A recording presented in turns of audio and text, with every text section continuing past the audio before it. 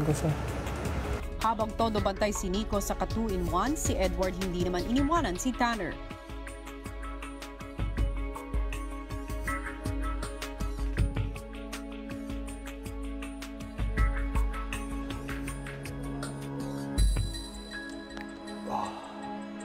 But I'm not leaving.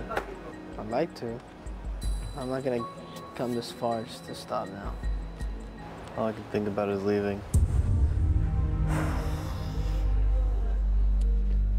We can sleep na. So I'm gonna bed. Kung nagpapahinga na ang iba, si Edward matiyagaring sinasamahan ng dalawang kaibigan. So can we go to bed now? Please? Like, we probably have something to do tomorrow. Can we go? You know, most of the time I was sitting here, I was thinking about how this pool got so dirty. I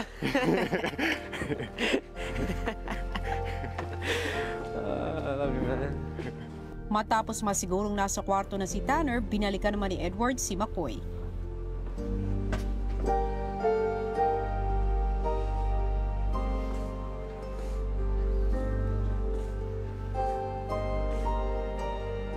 I'm still here. Oh.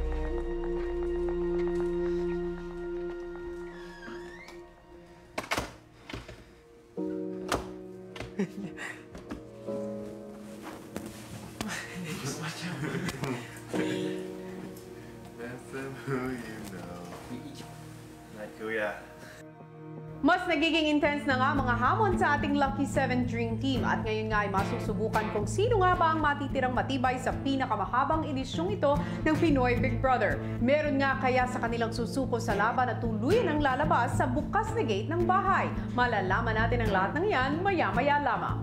Hello Philippines and hello world! Sa huling 2 gabi bago ang Big Night Weekend ay mas makikilatis ng taong bayan kung sino sa mga natitira ang karapat-dapat sa titulong Big Winner. Susubukin ni Kuya kung paano nga ba nila haharapin ang isang mahirap na sitwasyon sa kabila ng pagkakataon na takasan lamang ito. Sino nga ba ang handang magtiis sa huling malaking pagsubok na ito upang malagpasan ang mga paghihirap? Ang isang natatanging hamon ni Kuya para sa Lucky 7 Dream Team, narito, panuorin nating lahat. Kinaumagahan, naging kakaiba ang umaga sa loob ng bahay.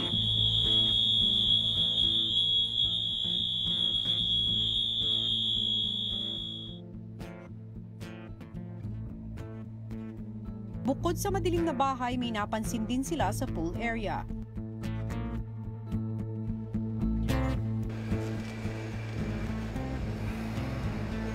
Diyan matulog.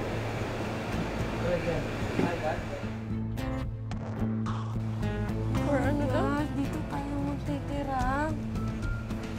Tubig lang at saka rice cooker. Wala mang hudyat at dahil nagbukas ang pinto sa storage room, kahit nagtataka, nagpatuloy ang housemates sa kanilang morning routine. Maluluto lang doon, kanin. Sabi ni Kuya, alam mo ba na tinapat yun sa pinto para matokso ka lumabas? We need to finish 777 challenge from starting now. Woo, we can do it. Ilan na ba tayong challenge? 2. Ooh, we can do it. Ano lang, 775. Woo, lapit na oh. Maya-maya pa isang tunog na naman ang narinig nila. Na.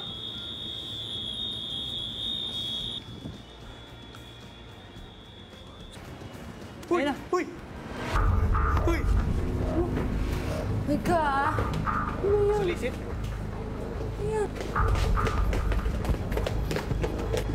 Yan na. Isa tayo. Isa-isang nakatanggap ang housemates ng task letter. Housemates, kinakailangan niyong mag-impake ng 1 kilo ng pangangailangan niyo. Sa sandaling magdesisyon kayong pumasok sa lugar na ito, ay mananatili kayo dito hanggang sa nakatakdang sandali. Kapag nasa loob na kayo, hindi na kayo maaaring makatanggap ng gamit mula sa labas. At kapag lumabas kayo, hindi na kayo maaaring bumalik sa loob ng maliit na lugar. Pero maaaring hindi nyo rin tanggapin ang hamon na ito. What happens if we don't? Like last time, nothing happens. This is just for the people of the outside world to see us. We're about to show how determined we are to be the big winner. Habang nagtataka pa ang iba, si Cora nagsimula ng mag-impake. 1 kilo lang maitatalag. Tara. Ha? Patin tayo. Doon ako. Umugas na ako.